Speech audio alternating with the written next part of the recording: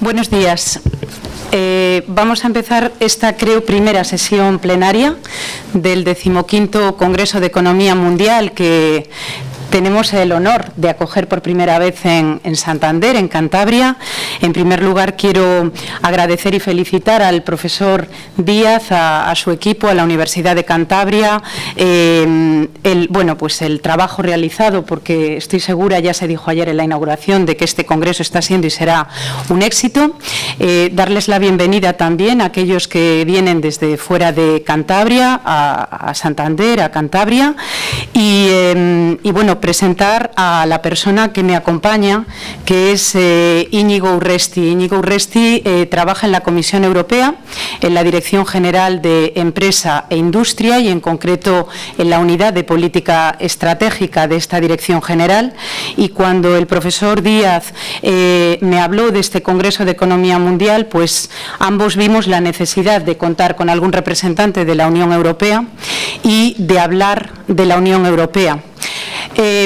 Podríamos haber tenido la tentación de hablar de eso que tanto se habla en este momento de la Unión Europea y que ustedes probablemente están hablando aquí en estos días, que es la crisis económica, financiera, la capacidad de reacción de la Unión Europea ante esta crisis, las diferentes reglamentos, las diferentes normativas que se están adoptando, el Six-Pack, el Two-Pack, para hacer frente a esta crisis e instaurar muchos años después un pilar económico a la Unión Económica y Monetaria, pero no lo vamos a hacer. Vamos a hablar de otras cosas que están ocurriendo también en Europa en este momento y que además están ocurriendo en este año clave, porque 2013 marca el final de un periodo presupuestario, 2007-2013, y el inicio de un nuevo marco financiero, 2014-2020. Y cuando hablamos de marco financiero, hablamos de ambición política, hablamos de qué es lo que quiere la Unión Europea hacer en los próximos 7 años, a qué le queremos dedicar los recursos que la Unión Europea va a tener en estos próximos 7 años. Y hay toda una serie de términos, de conceptos que aparecen prácticamente en todos los discursos políticos de la Unión Europea en este momento. Hable quien hable el comisario de Medio Ambiente, el de Empresa o el de Política Regional. Conceptos como especialización inteligente, innovación, investigación, desarrollo del espíritu emprendedor, internacionalización. Todos estos conceptos están presentes prácticamente en todos los proyectos, en todas las propuestas de programas, de iniciativas legislativas de la Comisión Europea para el próximo periodo. Si hay una dirección clave, una dirección general clave en los próximos años en la Comisión Europea, creo que es la Dirección General de Empresa e Industria, a la que representa hoy Íñigo Urresti. Ellos están poniendo en marcha toda una serie de programas, de líneas políticas que yo creo que van a contribuir en muy buena medida a salir de la crisis y a posicionar a Europa como una potencia industrial. Íñigo nos hablará algo de política industrial en la Unión Europea, una potencia también en materia de empresas, y para eso yo creo que nadie mejor que él para trasladarnos lo que desde su dirección general se está haciendo. Por lo tanto, estas breves palabras introductorias lo único que pretenden es esto, es trasladarles un mensaje que viene además de una europeísta convencida como yo lo soy, y este mensaje es que la crisis económica nos ha hecho ver las debilidades de la Unión Europea, es la que ha hecho que realmente ahora se estén adoptando todos estos paquetes legislativos de urgencia, pero yo confío en que la Unión Europea salga reforzada de esta crisis y estos programas que nos van a explicar hoy, estas líneas políticas, estoy segura de que van a contribuir a ello. Muchas gracias y dejo la palabra a Íñigo Urresti, a quien agradezco que haya aceptado nuestra invitación, Daniel, para estar aquí hoy. Gracias.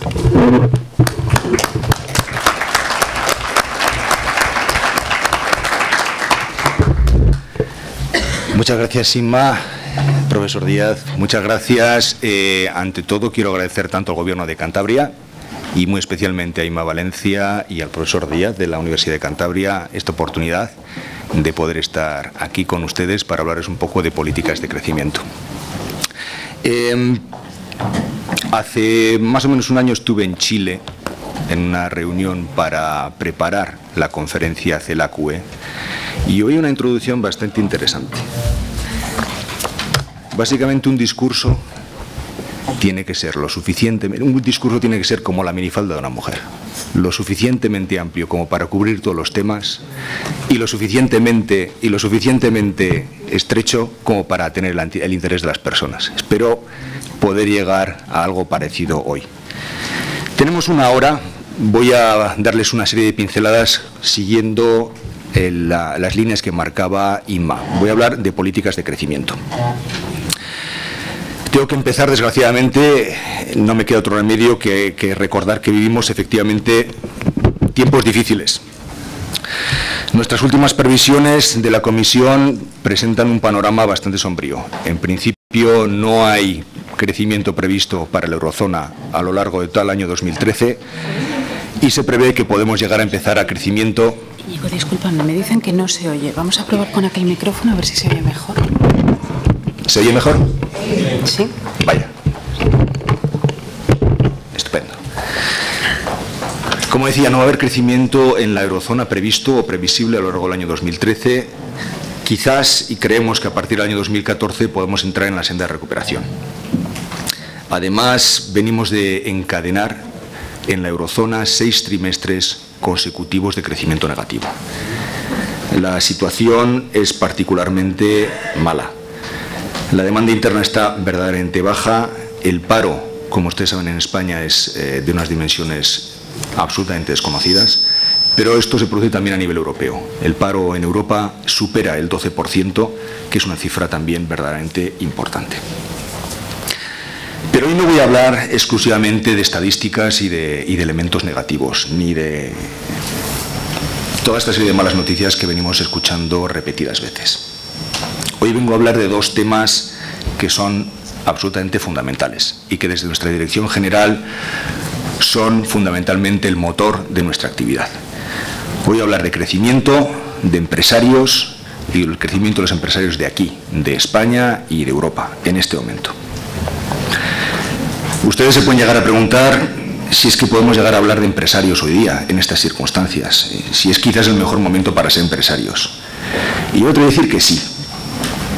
No hay que olvidar que más de la mitad de las empresas que componen el índice Fortune 500, las 500 mayores empresas de Fortune, se crearon precisamente en momentos de crisis, como lo que estamos viviendo ahora.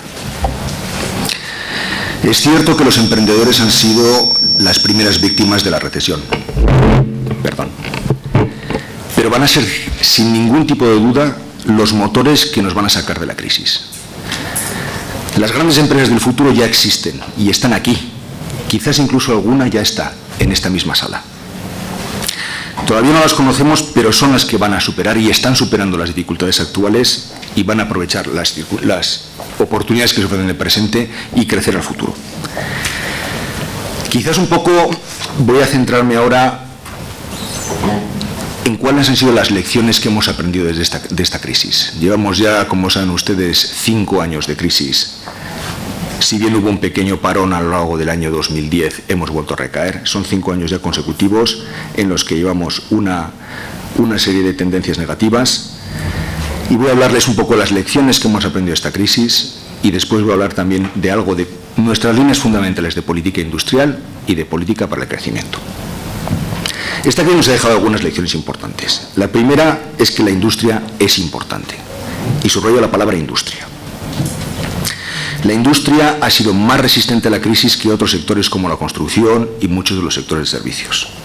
Los países, pero no solo los países, sino las regiones que han salido mejor parados de esta crisis eran aquellos que tienen una fuerte base industrial, aquellos que no han desmantelado su tejido industrial.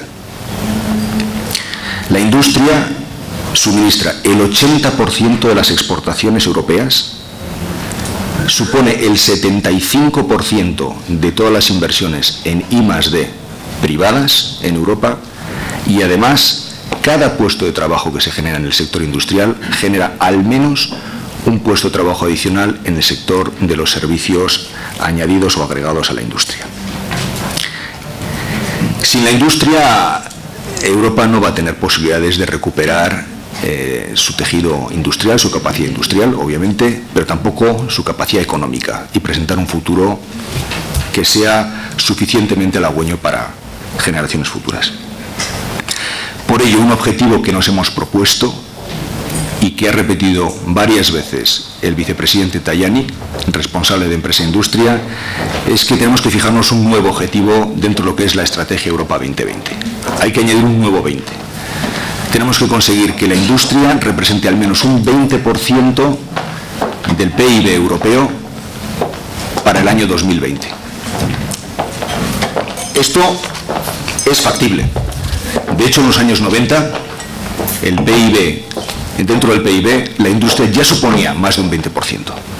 En los últimos 20 años hemos sufrido un proceso de desindustrialización importante y estamos en este momento pagando en parte consecuencias de este proceso que se ha producido en los últimos años.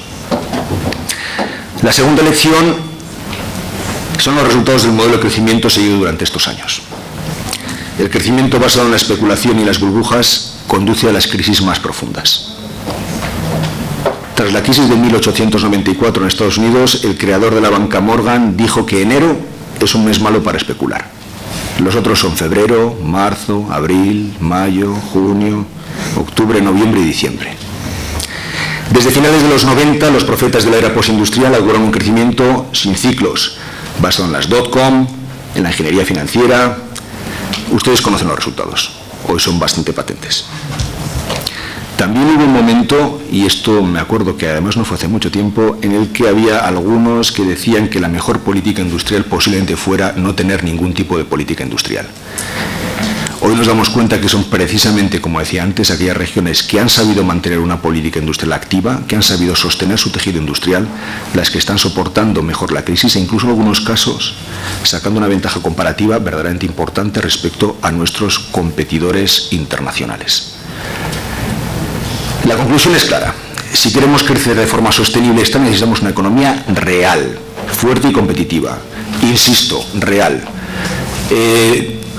Nuevamente me refiero a lo que decía nuestro comisario Tajani, tenemos que volver de nuevo a poner a la economía real en el centro de las prioridades de todos los políticos. Quizás este es uno de los pequeños elementos positivos que podemos sacar de esta crisis. El hecho que ha ayudado a todos los estamentos políticos a nivel europeo, nacional y regional a darse cuenta de que finalmente tenemos que basarnos en una economía real. Tenemos que basarnos en promover las pymes, el emprendimiento y la industria. Sin embargo, nos encontramos en unas circunstancias en las que nuestro continente no tiene ni recursos naturales ni energía propios. ¿Cómo basar esta nueva reindustrialización europea? ¿Cómo volver a hacer que Europa sea un continente industrial? Es la innovación. La innovación es la única arma sólida con la que contamos para afrontar la competencia de los países emergentes, como China, como India, como el resto de los BRICS. Resulta evidente que ya no podemos competir con estos países basándonos en estrategias de costes y de precios. Esta es una estrategia suicida para Europa. La única manera en la que podremos llegar a competir y triunfar en los mercados internacionales es a través de la creación de servicios y de productos de alto valor añadido. Nuevamente estamos hablando de la importancia de la innovación como motor crítico para un desarrollo que sea sostenible, inteligente, integrador y, repito, sobre todo sostenible, mantenible en el largo plazo. Según nuestros estudios, aproximadamente Europa invierte el 2,03%, perdón, en innovación. No es una mala cifra. No estamos en la cabeza, nos supera tanto Japón como Estados Unidos, pero nos estamos acercando. El gap, la diferencia con estos dos países, se está reduciendo considerablemente, incluso a lo largo de estos últimos años de crisis. Esto es importante, pero hay una serie de elementos con los que tenemos que tener mucho cuidado. Primero, El gap entre Europa y China también se está acortando, y se está acortando sustancialmente. China está teniendo unos crecimientos en inversión en I+D importantísimos y pueden llegar a alcanzar el nivel europeo si seguimos en las mismas tendencias cerca del año 2030-2035. Hay otro elemento además que es preocupante. Mientras que la media es del 2% aproximadamente, existen discrepancias muy fuertes entre los países. Tenemos por una parte países como Suecia, Finlandia o Alemania, que son líderes a nivel mundial. Tienen tasas de inversión incluso superiores a las de Japón y Estados Unidos. Hay otro grupo, este es un grupo que llamamos de los líderes, hay otro grupo que llamamos de seguidores, que tienen una tasa cercana al 2%, en los que pueden estar Inglaterra, puede estar Holanda. Y finalmente tenemos un grupo, o dos grupos más, que se llaman el de innovadores moderados y el los que están un poquito más retrasados. España está entre los innovadores moderados. 1,4% de inversión aproximadamente en I+D. Nos estamos dando cuenta de que este gap es absolutamente fundamental cerrarlo. Y aquí además aparece un elemento adicional. ¿Cuál es la diferencia fundamental entre Alemania y España? España tiene unos ratios de inversión en I+D, si se considera el sector público, que no están demasiado alejados de la media europea. No andamos mal. Sin embargo, en la inversión en I+D privada es donde realmente los datos nos indican que parece que hay un problema. El gap es bastante más amplio.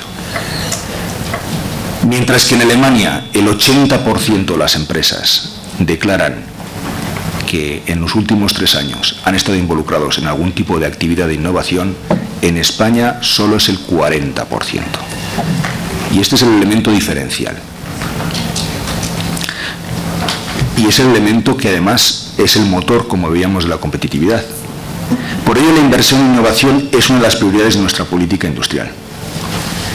Hemos lanzado en octubre del año pasado una comunicación sobre política industrial en la que trazamos las prioridades y hemos seleccionado 6 grupos de tecnologías para ayudarnos a recuperar, a mantener e incluso profundizar la ventaja competitiva de nuestras industrias. Son las KETS, Key Enabling Technologies, las tecnologías habilitadoras, nanotecnología, etcétera. Es la biotecnología, son las tecnologías avanzadas de fabricación, son la construcción y las materias primas, son los coches, la automoción, el vehículo eléctrico y los nuevos métodos de transporte público, y son smart grids, las redes inteligentes. Estas son 6 palancas que tienen que crear un entorno en el que se fomenta la innovación directamente y al mismo tiempo creando la base de innovación para producir el crecimiento. Para cada uno de estos grupos se ha creado una fuerza específica, una task force, para hacer el seguimiento de cada uno de estas cosas. Se está trabajando tanto con el sector público como con el sector privado.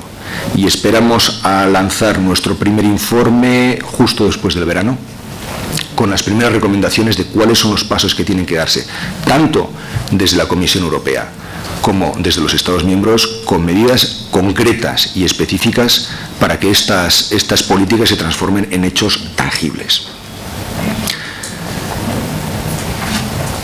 Y es que aquí llegamos un poco al punto fundamental. Invertir. ¿Quién tiene que invertir? ¿En qué se tiene que invertir? Es el sector privado y son los empresarios quienes tienen que decidir las condiciones de inversión. Desde la Comisión, desde los gobiernos, tenemos que apoyar la creación de un marco que conduzca hacia la inversión, que favorezca la inversión, que apoye la inversión y el conocimiento. Pero esto al final lo tienen que hacer las empresas y es a nivel regional, y por eso estoy contento de estar aquí, donde mejor se puede tener este tipo de visión sobre la realidad económica y la realidad del tejido empresarial y las necesidades de innovación de cada zona. En este marco, nuestra política de cohesión ha dado un paso fundamental hacia la especialización industrial y sectorial en la programación de los nuevos fondos estructurales. A partir del próximo año, como muy bien decía Inma, nuestras políticas van a estar mucho más en línea todas ellas. Tenemos los fondos estructurales, tenemos los fondos para la innovación, que antes eran el FP7, ahora se van a llamar Horizonte 2020, tenemos programas para pymes. Vamos a hacer un esfuerzo muy considerable en la Unión Europea para que todos se complementen los unos a los otros y ciertamente todos van a ir dirigidos en una misma dirección, que es: no necesitamos ya carreteras, no necesitamos ya autopistas, no necesitamos aeropuertos, lo que necesitamos es lanzar la competitividad industrial. Todos los esfuerzos y todos los fondos van a ir destinados como prioridad número 1 al incremento de la competitividad, la mejora de la internacionalización y ayudar a las pymes a crecer. La tercera lección es que necesitamos más Europa. Vivimos en un mundo globalizado y muy competitivo y sobre el que no hay vuelta atrás. El camino adelante para salir de la crisis está en la internacionalización de las empresas y en particular de las pymes. En este punto, más o menos 1 de cada 4 pymes europeas exporta más allá de su país, pero solo 1 de cada 8 sale más allá del mercado europeo. Es necesario actuar sobre esto. Y les voy a dar un par de datos que son verdaderamente significativos. Como ustedes muy bien conocen, actualmente todo el crecimiento en la práctica totalidad del PIB mundial se está produciendo más allá de las fronteras de Europa. Es decir, no contemplar la internacionalización es prácticamente pegarse un tiro en el pie. Y en el año 2030 nuestras indicaciones nos dicen que aproximadamente un 60% del PIB del planeta estará en lo que ahora llamamos economías emergentes. Este es el momento en el que nuestras empresas tienen que salir al exterior. Tienen que plantarse en el exterior, tienen que luchar por estos mercados y tienen que situarse en estos mercados que son los que van a garantizar su sostenibilidad en el largo plazo. Para ello Europa es el mejor pasaporte y esto se lo puedo asegurar. Hemos viajado, el vicepresidente Tajani ha instalado o ha creado una nueva figura que son las misiones para el crecimiento. Está viajando personalmente acompañado por empresarios, ha estado prácticamente en toda América Latina, ha estado también en el norte de África, en Estados Unidos. Dentro de 10 días estará en Rusia, en julio se va a China. Está previsto también un viaje al sudeste asiático, Vietnam.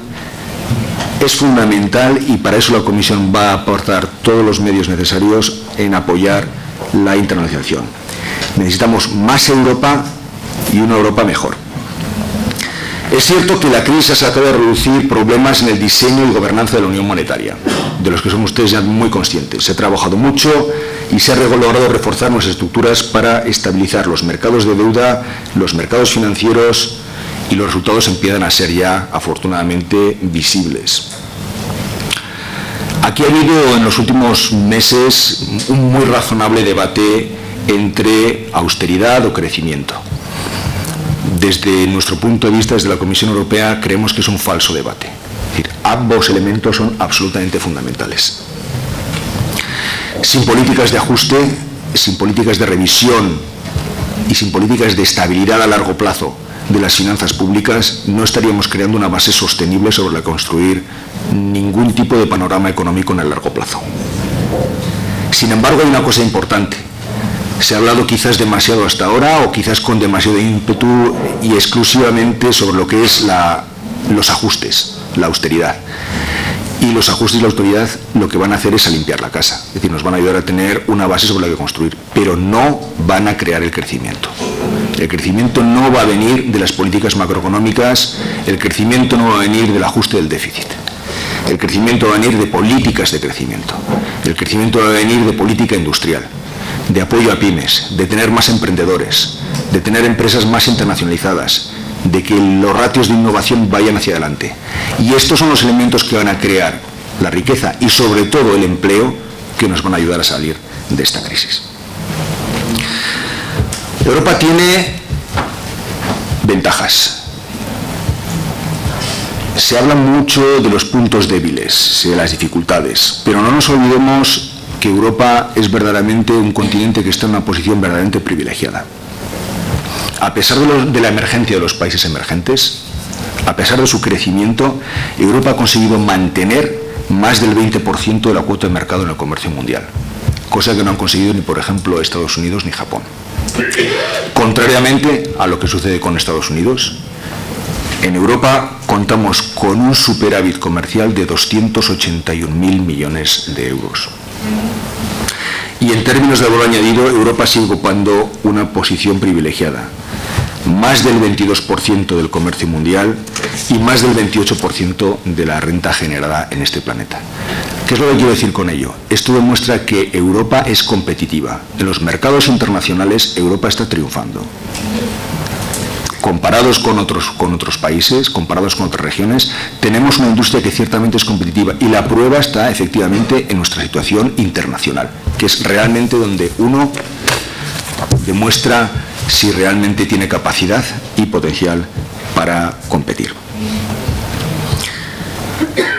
La situación en España es complicada, pero está cambiando y hay algunos signos esperanzadores. Tras la declaración del Banco Central de que sería lo necesario para mantener el euro el pasado septiembre, se ha producido ya un primer cambio radical.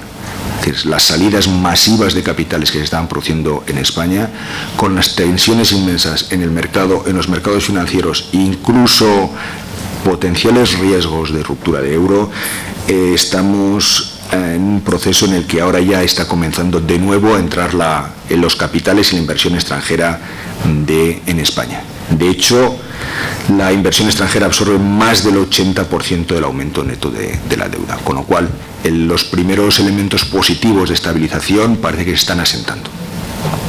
Hay otros elementos también positivos.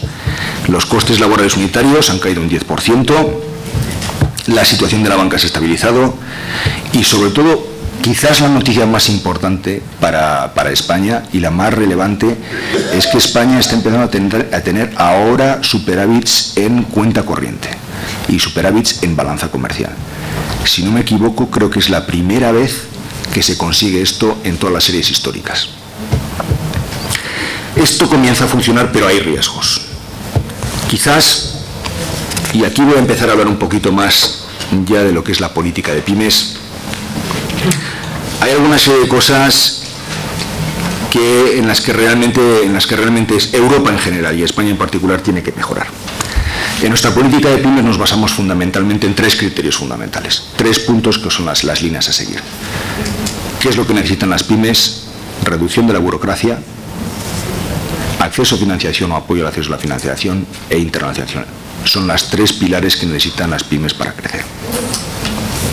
En España, por ejemplo, se están haciendo bastantes esfuerzos en términos de simplificación administrativa, pero nuestros estudios, por ejemplo, indican que en un país tan necesitado de emprendedores es, sin embargo, uno de los peores en términos de costes y tiempos para obtener las licencias de apertura de un negocio. Es cierto que una empresa se puede abrir relativamente rápido y fácil, pero cuando la empresa tiene que empezar a trabajar, tiene que empezar a pedir los permisos necesarios, puede encontrarse con verdaderos problemas. Y desgraciadamente, insisto, España no se encuentra particularmente en una situación muy favorable. Aquí hay una cosa que es importante. Vamos a ver, en la Unión Europea o desde la Comisión Europea solemos predicar con el ejemplo.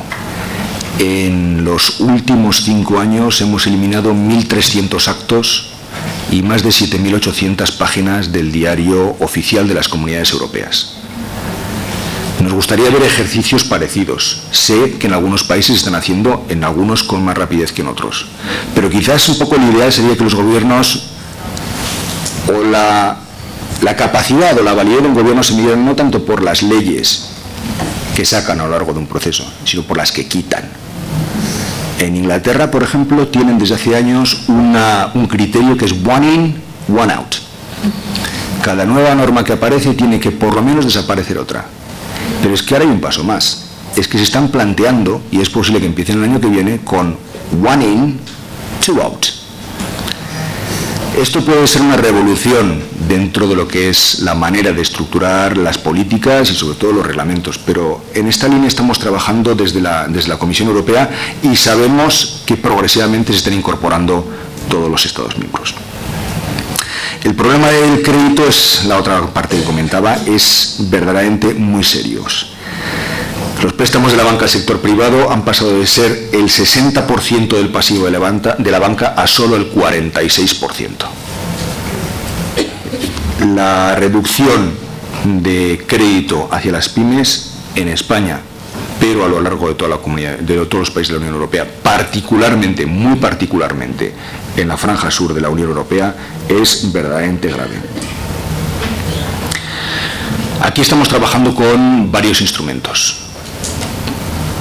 Tenemos fundamentalmente garantías, tenemos fondos de capital riesgo. ¿Y por qué?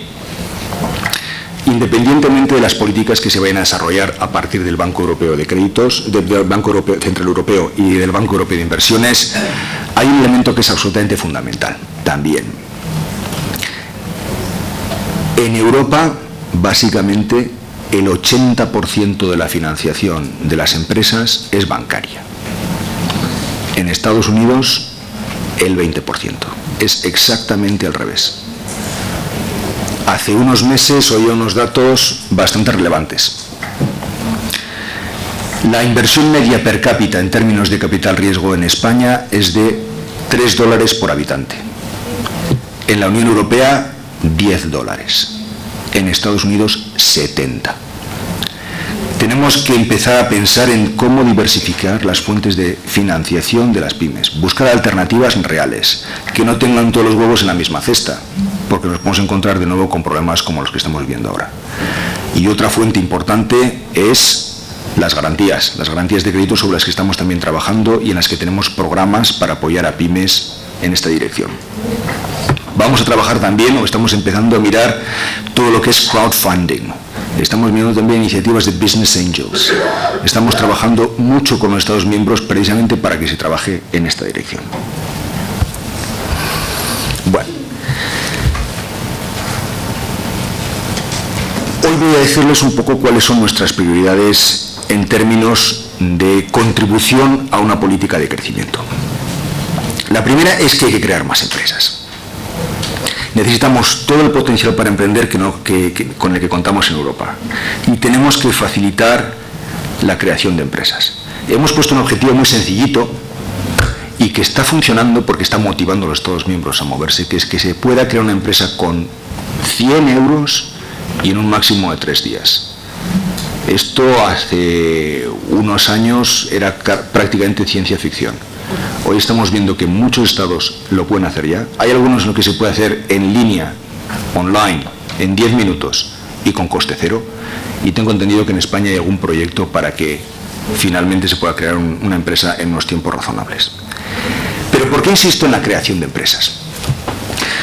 Tenemos unos estudios que hacemos desde el año 2000 que son sobre emprendimiento. Lo que miramos un poco, hay una pregunta fundamental. Tenemos un montón de preguntas para ver cuáles son los elementos que ayudan o que motivan o que impiden el emprendimiento. Pero la primera pregunta es muy sencilla. ¿Usted qué quiere ser? ¿Emprendedor o trabajar por cuenta ajena? En el año 2000, más de la mitad de los europeos prefería ser emprendedor o trabajar por cuenta ajena. En aquel año también, en el año 2000, 2 de cada 3 españoles preferían mucho más ser emprendedores a ser empleados. Hemos ido siguiendo cada 2 años toda esta tendencia y ahora nos encontramos con que solo el 37% de los europeos prefieren ser empresario a ser trabajador y en el caso de España solo 1 de cada 3. Hemos pasado de ser uno de los países con mayor voluntad de emprendimiento, con mayor gana o emprendimiento o espíritu emprendedor a estar por debajo de la media. Esto es grave porque en China o en Estados Unidos los números siguen siendo altos. La voluntad, la alegría, las ganas de emprender son superiores. En Estados Unidos y en China más de la mitad de la gente, y además de unas tablas bastante constantes, prefiere ser emprendedores. Hay una mayor motivación hacia el emprendimiento. Y es que aquí corremos el riesgo de perder una generación entera de emprendedores. A este tren, ¿de dónde van a salir los emprendedores? Y sin emprendedores, ¿de dónde van a salir los puestos de trabajo? Es que la ecuación es bastante sencilla. Por ello, hemos lanzado un plan de apoyo al emprendimiento, Emprendimiento 2020. Y estamos trabajando precisamente en aquellas palancas fundamentales para ayudar a los emprendedores. Les voy a decir una cosa bastante curiosa. Hay una dinámica que dice que los emprendedores nacen y no se hacen. Y sin embargo, nosotros en los estudios estamos viendo que sí, es cierto, pero no necesariamente.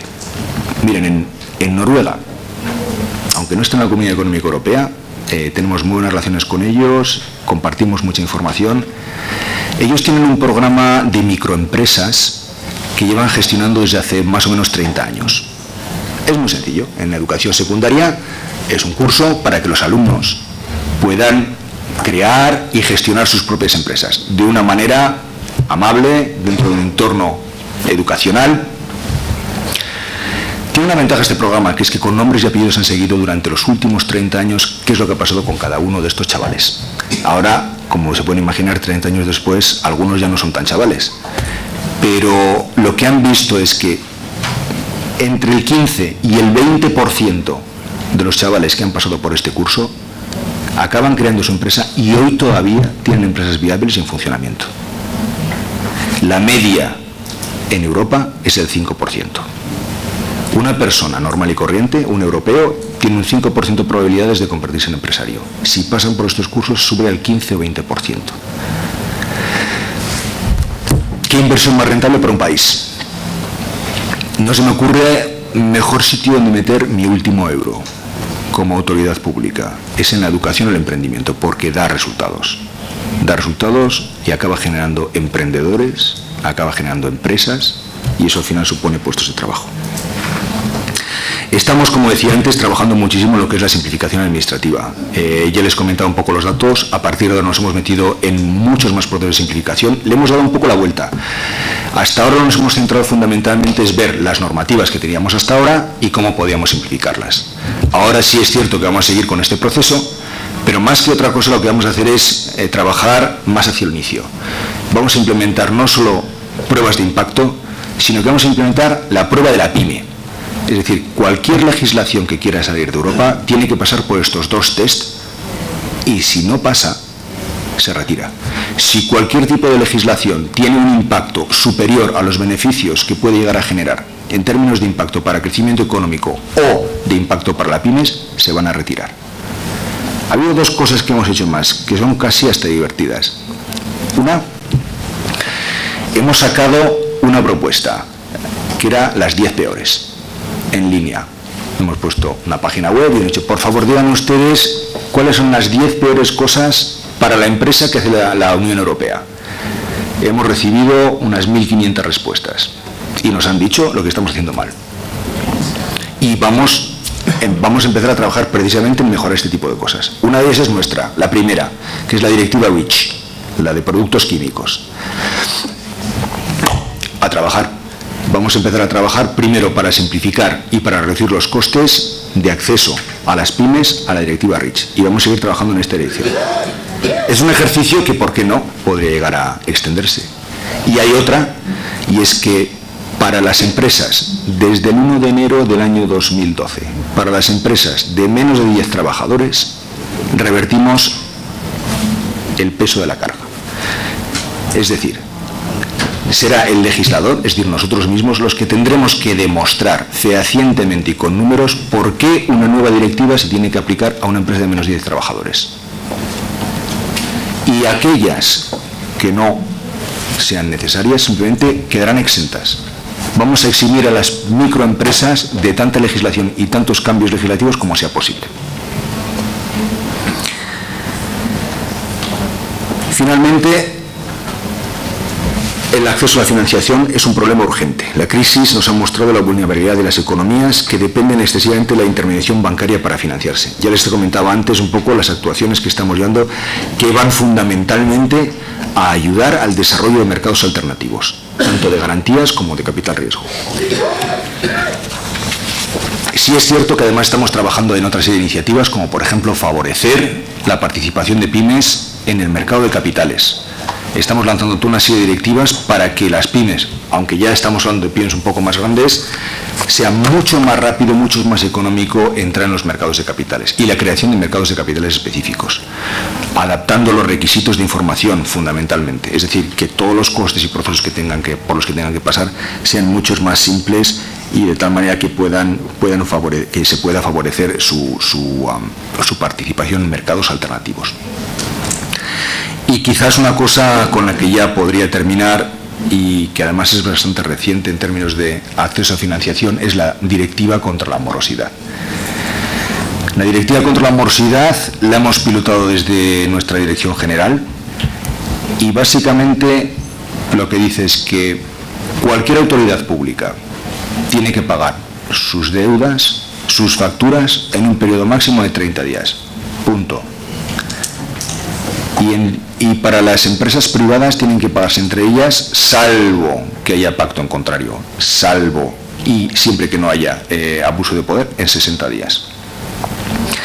Desde el 16 de marzo de este año, esta directiva ha entrado en operación. Vamos a vigilar que todos los Estados miembros la implementan y vamos a hacer un seguimiento profundo de cómo se está evolucionando las cosas en cada uno de los Estados miembros.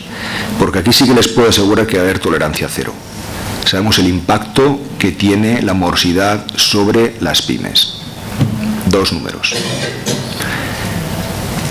1 de cada 4 empresas que entran en quiebra en Europa entran en quiebra precisamente porque se les paga tarde, por la morosidad. El impacto de la morosidad sobre el crecimiento económico es real. Esto no es una medida financiera, es una medida para salvar la industria y para salvar a las pymes.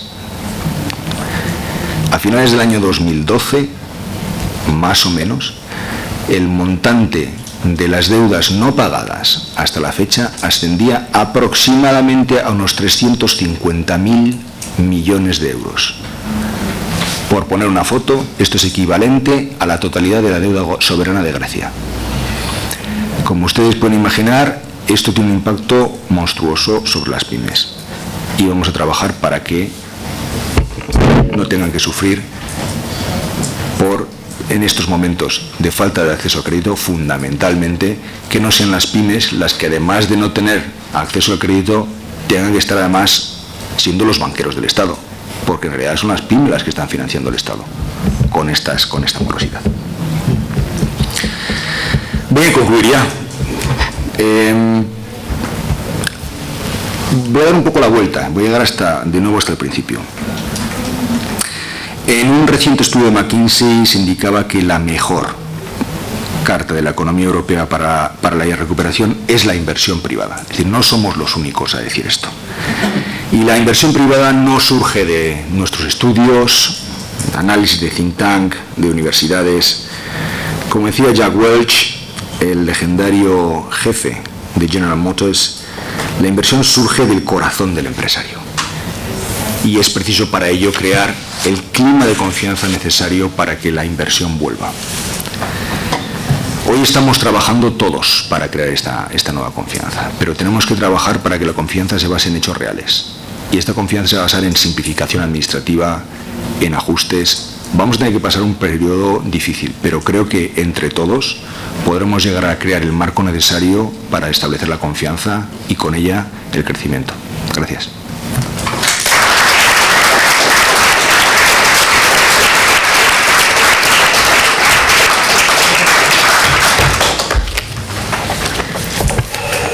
No sé si esto funciona. Bueno, muchas gracias.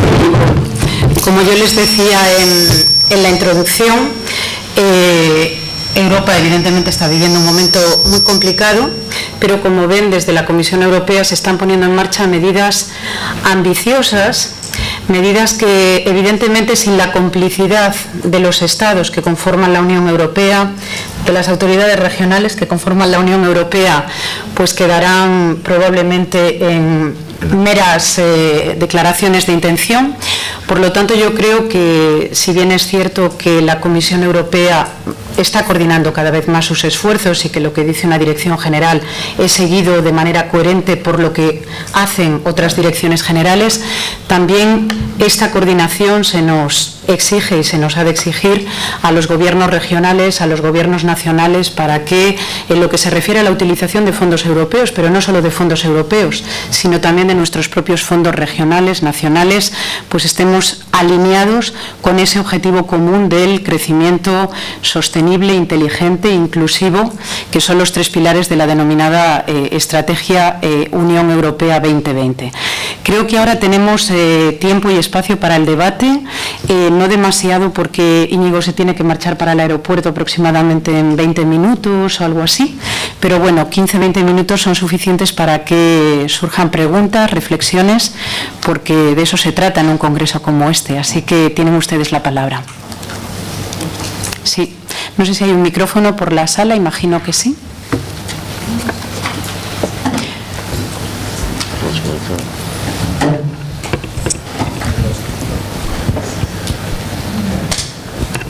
Por allí había una pregunta. ¿Sí? Es que es para los que necesitan traducción, eso es. ¿Se oye? Sí, bueno, es igual. Primero agradecer la intervención. Es una intervención lógicamente optimista.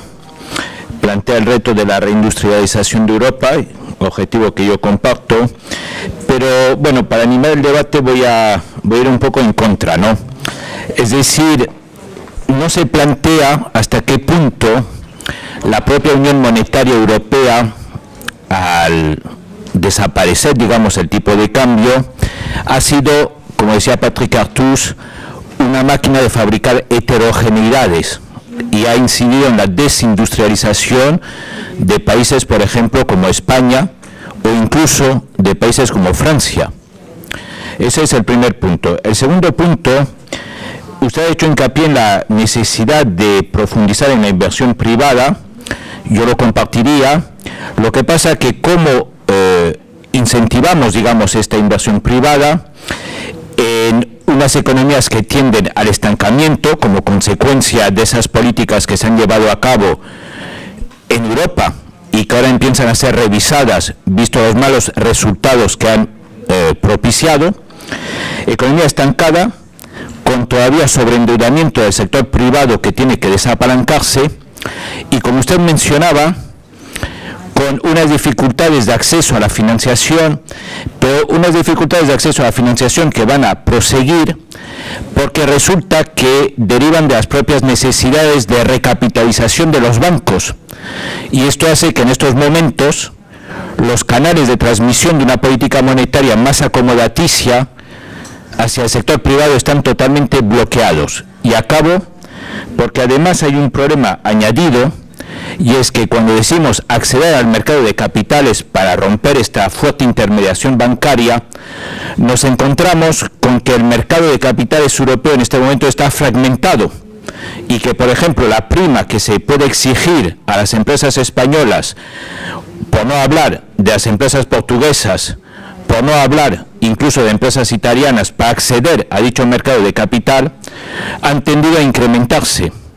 Es decir, yo veo un discurso ciertamente generoso, pero que choca con la realidad y donde me pregunto cuáles son los determinantes de esta inversión privada, aparte de estos problemas, cuando la demanda interna está completamente deprimida como consecuencia de la política de devaluación salarial interna y solo queda compensada por las exportaciones. Y aquí he de decir que si en España el saldo comercial ha sido positivo en el primer trimestre de 2013, eso se ha debido a que la caída de las importaciones ha sido superior a la caída de las exportaciones, pero no porque hemos sido más dinámicos en términos de conquista de cuota de mercado. Muchísimas gracias.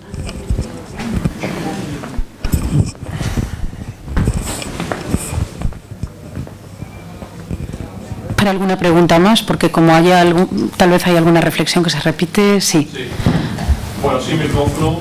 Gracias por el overview. Yo comparto también su idea de que hay que fomentar la economía real, la industria, la innovación y la diversificación de los fuentes de... Pues yo estoy completamente de acuerdo de que hay que fomentar dentro de Europa, en las regiones, en los países, más insistencia en la economía real, industria e innovación, y en la diversificación de las fuentes de crédito a las empresas, etc. Ahora, yo veo un buen alumno cerca de donde estamos ahora mismo, el País Vasco, que en cuanto a su tasa de industria sobre el PIB muestra buenos indicadores, también en cuanto a innovación, empeño en eso, buenas notas, pero es una economía regional que corre, por ejemplo, ahora riesgos de tener demasiadas empresas con el depósito de carburante vacío. Hay muchas empresas que han aguantado bien, la economía ha aguantado bien, pero hace falta esa financiación. Y yo también pienso que una vía de salida es eso, más espacio para venture capital, business angels, crowdfunding, microcréditos igual. Pero a día de hoy estamos con esa situación de que la mayoría de las empresas se alimentan con crédito de bancos convencionales. Y allí, aparte de que en España, en el País Vasco, en Cantabria, probablemente hay menos capacidad, menos cantidad de dinero disponible para créditos a empresas, también lo que falta es eso de no hay un level playing field dentro de Europa, que las tasas de interés que se paga aquí son más altas que, por ejemplo, en Alemania.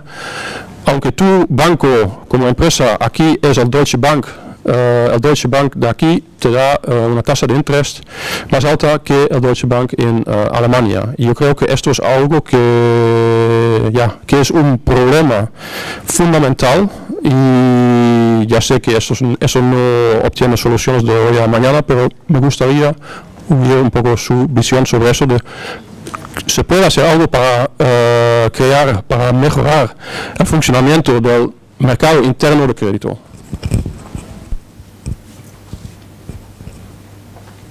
Cogemos un par de preguntas más y luego tal vez responde. Señor, sí. Sí, hola. Sí, buen día. Mi nombre es Agustín Batelis, vengo de Argentina y escuchaba la presentación con cierta preocupación en cuanto al análisis. Nosotros en Argentina vivimos una crisis donde tuvimos una tasa de paro parecida a la que tiene hoy España en el año 2001. Y lo que me genera cierta preocupación es que todos compartimos la idea de que es necesario recuperar la inversión, etcétera, en pos del crecimiento, en ese diagnóstico, pero no en las formas. Me parece que lo que me preocupa es la idea de pretender recuperar la inversión y sostener un proceso de crecimiento sin fortalecer la demanda interna y a través de políticas de ajuste, y creyendo en una recuperación de la confianza y del clima de negocios como mecanismo. Me parece que ir en busca de que una empresa se pueda formar con 100 euros y en 3 días, pero en un lugar donde no hay demanda porque no hay mercado interno, es un poco utópico. Por más que cueste en vez de 100 euros, 10 euros, la empresa no se va a formar porque no va a encontrar incentivo desde el punto de vista real del mercado. Y por otro lado, un punto que me interesa también destacar es cuando durante la charla se habló del tema de la competitividad y de que Europa no tiene un problema de competitividad. Me parece que en todo caso quien no tiene un problema de competitividad aún hoy es Alemania. Europa tiene un serio problema de competitividad cuando se lo analiza de manera intrarregional. Me parece que la constitución de la moneda única puso en evidencia que la heterogeneidad de las economías europeas llevó a problemas de competitividad internos. Cuando uno mira el costo laboral unitario ajustado por productividad de Alemania, ha variado muy poco del 2000 hasta ahora, y el de otros países, como el caso de España, se ha incrementado en más del 40% en relación a ese momento, con lo cual me parece que eso genera problemas de competitividad intrarregionales que aparte se reflejan en desbalances intrarregionales, ¿no? El superávit comercial de Alemania es un espejo con el déficit comercial, por ejemplo, de España. Y la última reflexión, volviendo al caso argentino y a lo que nosotros vivimos y cómo se superó esa crisis, si realmente tienen el convencimiento de que manteniendo la moneda única y la fortaleza de esta moneda única y sin llevar adelante reestructuraciones de deuda en ninguno de los países europeos, por este camino que se está transitando de intentar avanzar hacia el emprendimiento, la inversión, van a encontrar la salida al crecimiento económico en el mediano plazo. Bueno, gracias. Tomamos una última pregunta de usted, que fue una de las que primero levantó la mano.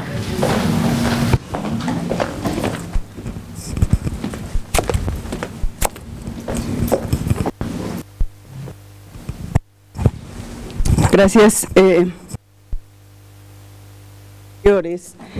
Y yo quisiera preguntarle concretamente sobre el caso de España. ¿En dónde están las ventajas competitivas? Porque, bueno, está produciendo para el mercado externo, pero también para el mercado interno. Y entre las medidas de políticas públicas que están para fomentar, para mejorar esa competitividad, usted menciona que está cambiando el marco normativo, está cambiando la regla de financiamiento, pero eso más bien parece incentivar la oferta. ¿Y qué se está haciendo para incentivar la demanda? Porque finalmente una empresa, y sobre todo si es pyme, pues va a producir generalmente en un principio para el mercado interno. Eso por una parte. Medidas concretas de políticas públicas y cuál es la situación de competitividad. Y la otra pregunta que quiero hacer es lo que usted menciona, esa actitud innovadora, que es fundamental para fomentar la producción industrial, para el aparato productivo. Y el dato que usted menciona es de que realmente el empresariado español pues es bastante conservador, tiene una innovación moderada, según usted lo decía. Y también de que las empresas, pues esa actitud empresarial ha ido bajando, según los datos que usted daba. Ahora es 1 de 3, ¿no? Y antes era. ¿Usted cómo lo explica? ¿A qué atribuye esa disminución de las ganas de ser emprendedor? ¿Y por qué esa innovación moderada? O sea, ¿cuál es la actitud empresarial? ¿Qué es lo que les hace que tengan una actitud moderada, una innovación moderada? Gracias.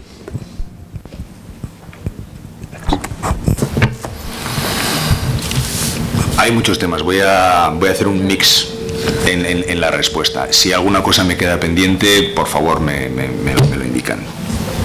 Quizás la primera cosa a la que querría tocar es que usted indicaba que no hay un level field o a level playing field para las empresas. Es cierto. Es cierto. Y eso nos preocupa, porque está creando un riesgo real de ruptura del mercado interno. Es decir, las capacidades y los costes de financiación que cuentan las empresas en Alemania no tienen nada que ver con lo que pasa en España. En España las empresas que consiguen una financiación bancaria, si es que la consiguen, tienen que pagar al menos 3 puntos diferenciales superiores a una empresa alemana. Esto es cierto. Entonces, no nos olvidemos en este sentido que estamos tomando las medidas que podemos llegar a tomar. Las medidas que podemos llegar a tomar en el corto plazo son fundamentalmente de apoyar con fondos. Estamos apoyando con fondos, sobre todo a través de lo que son garantías. Tenemos varios instrumentos que lo que estamos actuando es a través del Banco Europeo de Inversiones y del Fondo Europeo de Inversiones. Tenemos toda una serie de ventanillas para precisamente ofrecer garantías a través de intermediarios financieros locales, con lo cual la Comisión Europea está haciendo de avalistas para facilitar el crédito. Les diré un ejemplo. Tenemos un programa, en este momento se llama CIP, Competitiveness and Innovation Program, que dedica fundamentalmente el 60-70% total de sus fondos a precisamente proveer de garantías. En los últimos 7 años, con los fondos, en un programa relativamente pequeño, pero con los fondos de este programa, se ha apoyado a 220.000 empresas a acceder al crédito. Esperamos que para finales del año que viene lleguemos a las 320.000 empresas en Europa, de las cuales 55.000 eran españolas, es decir, sobre 220.000, 55.000 españolas. Teniendo en cuenta que hay 27 países, el 25% de los créditos apoyados por avales de la Unión Europea han venido a este país. Es decir, en este sentido no tenemos que congratularnos nosotros, sino que el sistema financiero a través de CERSA, por ejemplo, y Microcaixa Bank han funcionado bastante bien y están dando un apoyo cierto y real. Pero al final la Unión Europea es lo que es. Ustedes saben que nosotros contamos con un presupuesto no llega al 1% de la totalidad del PIB. No tenemos los instrumentos o el gran cañón para lanzar, o el gran bazooka que se dice ahora, para lanzar la financiación. Estamos insistiendo y trabajando mucho con el Banco Central Europeo, es decir, por dar la paliza, por decirlo claro, que no quede. Pero el Banco Central Europeo, como ustedes saben, es un banco, funciona como un banco. Ellos son un banquero conservador, terriblemente celoso de su AAA, no quieren bajo ningún punto de vista ponerla en riesgo, y dentro del board o del consejo del Banco Central Europeo se sientan los países miembros. Estamos trabajando para dar esta serie de elementos y estamos intentando que tanto el Banco Central Europeo, sobre todo a través del instrumento del Banco Europeo de Inversiones, empiecen a trabajar más en esta dirección. Hoy día, honestamente, no podemos decir que vamos a conseguir que el Banco Europeo de Inversiones habrá una gran cantidad de crédito, pero una cosa sí hemos conseguido. El año pasado se aprobó una ampliación de capital del Banco Europeo de Inversiones de 10.000 millones. Un cuarto de esta cantidad se dedicar específica y directamente a dar créditos a pymes. El efecto multiplicador es importante, porque estos 2.500 millones adicionales de capital van a permitir al Banco Europeo dar créditos del orden de unos 15.000 millones hacia el sector financiero, que al mismo tiempo, por efecto multiplicador, pueden llegar a transformarse en unos 60-70.000 millones de euros adicionales de crédito al sistema en los próximos 3 años. Si estamos preocupados, estamos intentando lanzar dentro de nuestras posibilidades la mayor cantidad de líneas posibles. Otra de las cosas que se mencionaba es, inicialmente creo que fue la primera intervención, el hecho de que el euro había sido un elemento de desincentivación de la inversión o un elemento negativo hacia la inversión. Quizás lo que estamos viendo es cierto que tiene unos efectos que lo estamos viendo en este momento. Hay una realidad, que es que no están en este momento todos los países europeos en la misma situación. Hay países para los que la palabra crisis prácticamente no tiene mucho sentido. Tanto Austria como Alemania están viviendo momentos bastante buenos, con tasas de paro muy reducidas.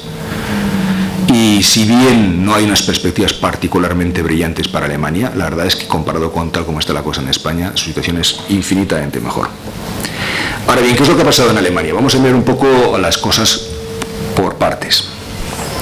Es cierto que cuando el euro nace sin una serie de mecanismos que naturalmente van asociados a todo lo que es un sistema de moneda única. Es decir, no tiene un sistema financiero como el americano, bajo la presidencia de la Fed, con capacidad de control bancario y al mismo tiempo de emisión de moneda, y al mismo tiempo no existe una política fiscal común, que es otro elemento importante. Es cierto. Estos son elementos que, digamos, han exacerbado quizás más la situación que estamos atravesando hasta ahora. Pero no eliminan el hecho fundamental de que, al final, detrás de todo esto, ha habido decisiones políticas a nivel de Estado miembro. Es cierto que los países del sur de Europa, fundamentalmente, estaban acostumbrados a monedas más débiles y que han utilizado e incluso abusado de la devaluación como medida para reganar la competitividad a lo largo de toda la segunda mitad del siglo XX. Es decir, hemos estado acostumbrados a vivir con tranquilidad, con tasas de inflación del 15, 20, incluso a veces llegan hasta el 25%. Tipos de interés que andaban por estas zonas también. Y básicamente, una vez que nuestras monedas no tenían capacidad de competir, las devaluábamos y tranquilos. Aquí lo que se ha producido es que quizás en algunos países no se ha asumido el euro en su totalidad. Es decir, no nos hemos dado cuenta, de repente nos ha llegado tipos de interés al 3%, cuando estamos acostumbrados a tipos de interés al 15%, y quizás no hemos tomado las decisiones más adecuadas. Ha habido una cierta borrachera de crédito. Al mismo tiempo, países como Alemania, es cierto que en España ahora tenemos que pagar una serie de precios, pero en Alemania ha habido un proceso de reconversión interna verdaderamente importante. Ustedes recuerdan todo lo que realizó Alemania durante y después, sobre todo después de la unificación, pero Alemania ha tenido una política muy activa de contención de los costes salariales. Alemania se ha preocupado y ha trabajado muchísimo para mantener y reflotar la competitividad. Y esto también en el euro. Alemania, cuando entra en el euro, no está en la posición precisamente más competitiva, pero han llegado precisamente a ver que para que el euro sea un éxito para ellos, no es una cuestión financiera, es fundamentalmente una cuestión de poner los fundamentales en su sitio. Es una cuestión de tener unos costes salariales que sean verdaderamente competitivos. En España quizás no hemos sido tan visionarios. Hemos quizás dejado que el euro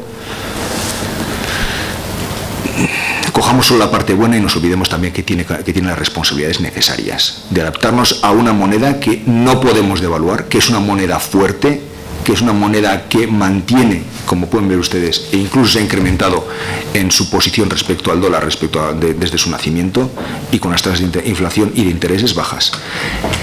En España lo que pasa es que nos vamos a encontrar ahora con que se nos junta todo. Es que se nos junta todo. El error ha sido fundamentalmente un error que se ha cometido aquí. Hay una parte del sector, quizás, son palabras duras, quisiera un poco moderarlas. Quizás la facilidad de acceso a crédito ha hecho que nos dediquemos a una serie de inversiones en sectores de una productividad realmente moderada o baja. Se ha facilitado también la explosión de una burbuja financiera y una burbuja inmobiliaria, ambas ligadas. No se han tomado medidas, digamos, necesarias para acometer este proceso. Este proceso no se ha producido en todos los países. Nos hemos encontrado con una tasa de crecimiento importante, en una importante manera fomentada precisamente por un crecimiento específicamente ligado a una serie de sectores. ¿España está ganando mucha competitividad últimamente? Sí, porque tenemos empresas competitivas. En España hay empresas competitivas importantes. Es cierto que en este momento están pagando justos porque pecadores. También no todas las empresas que quiebran eran porque eran un chiringuito financiero. Hay problemas de financiación importantes. Ustedes lo saben muy bien. Pero en una importante manera lo que está haciendo es una especie de criba, salvaje, ciertamente, pero de criba. Las empresas que están sobreviviendo son muy competitivas y eso precisamente es lo que nos permite tener estos ratios de exportación importantes. Hablan ustedes de que se están reduciendo las importaciones, cierto, y es un indicador claro de que estamos sufriendo una crisis importantísima y una parte importante del ajuste se está produciendo precisamente por descenso de importaciones. Pero no olvidemos que en este momento aproximadamente España está exportando un 22-23% de su PIB. Son cifras verdaderamente importantes que no se conseguían hace tiempo. Pero nuevamente nos vamos a comparar con Alemania. En Alemania aproximadamente Alemania exporta un 50% de su PIB. Es decir, la internacionalización efectiva de las empresas alemanas es muy superior a la que tenemos en España. Muy superior. Y llevan ya mucho tiempo en este sentido. Leyendo estadísticas del ICES me parece recordar que en España tenemos aproximadamente unos 3,5 millones de empresas, de las cuales exportadores regulares solo hay aproximadamente unos 100.000. Y empresas que exportan más de 50.000 euros regularmente solo hay 50.000. Y esta es la realidad. Hemos vivido unos tiempos relativamente buenos en los que ha habido una demanda, quizás una excesiva demanda interior. Nos hemos ocupado poco de mantener la competitividad y sobre todo el acceso a los mercados internacionales. Ahora quizás estamos pasando un proceso en el que tenemos que hacer una serie de reajustes, tanto a nivel europeo como a nivel español. Es decir, se está también trabajando, como ustedes saben muy bien, en precisamente poner toda una serie de herramientas. Irma hablaba del two-pack, elemento fundamental, y yo creo y espero que no va a ser el único paso que se va a dar. Estamos viendo ciertamente desde Europa que el euro necesita de todos los instrumentos naturales que tiene una moneda única, es decir, hace falta una mayor integración fiscal. En esto estamos trabajando, pero con la colaboración, para lo cual necesitamos la colaboración, el esfuerzo y la aquiescencia de los Estados miembros, lo cual, como ustedes saben, en este momento no es fácil, no hay igualdad de opiniones. Políticas de crecimiento.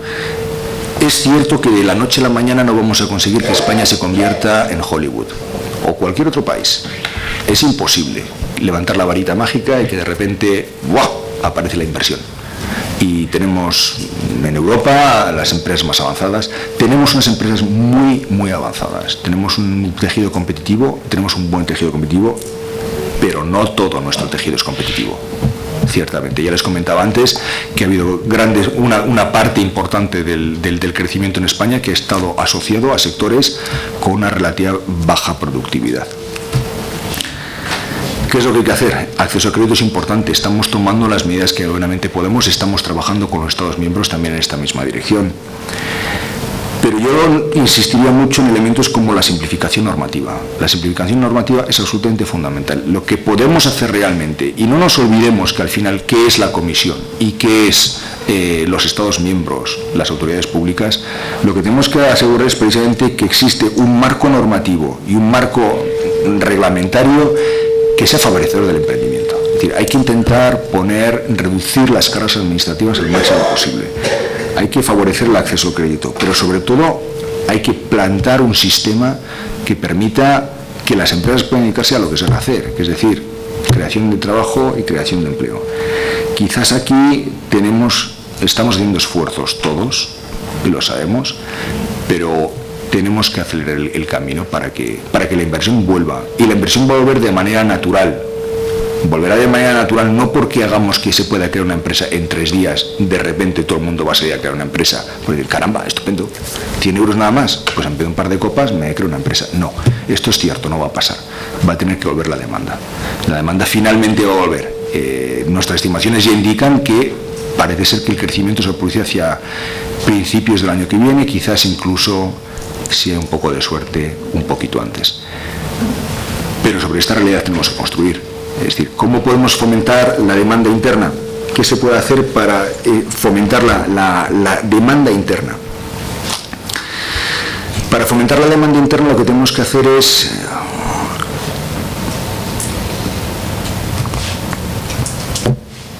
intentar trabajar precisamente en estas direcciones, es decir, crear esta serie de posibilidades.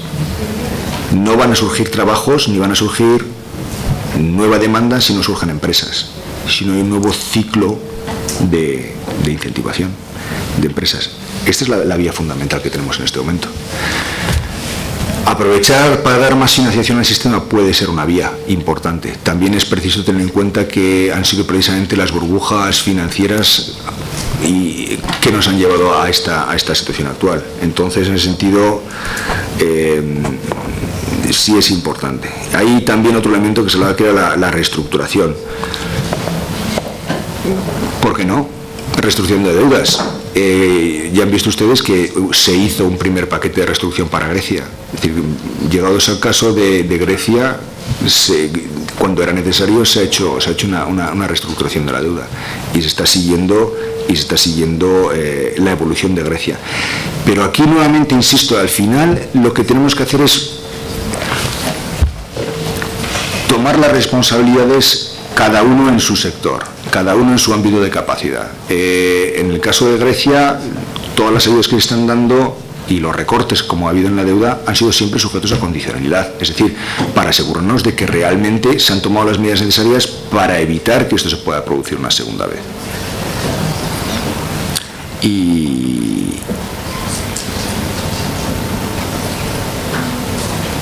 no sé si me olvido alguna cosa. Espero que no. No te queda mucho tiempo tampoco. Bueno, yo creo que vamos a tener que ir concluyendo esta primera sesión plenaria, así que muchas gracias a todos y buena continuación del Congreso.